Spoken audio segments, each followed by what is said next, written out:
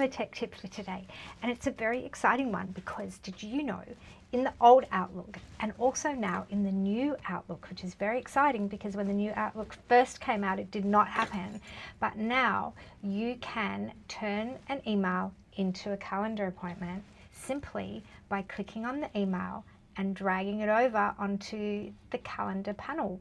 And when you let go, it'll start up a new email, and it will also add the person who sent you the email into the calendar appointment. It'll show you on the right hand side over here where the calendar appointment sits, and if you've got anything else, and if you need to move the time, you can change the time or the date to a different date. And when you're ready, you can just click send to create the calendar appointment. You can also do the same thing if you decide that rather than a calendar appointment, I'd like to make a task out of this email because I've received an email, and now what I would like to do is remind myself to do that at another stage. So I can instead use the to-do list on the right hand side, and I can drag my email and drop it over as a task.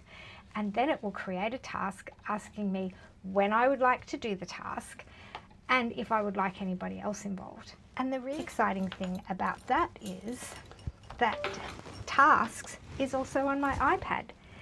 So when a task has been assigned to me and I've done it, I can click this little button and the task is complete.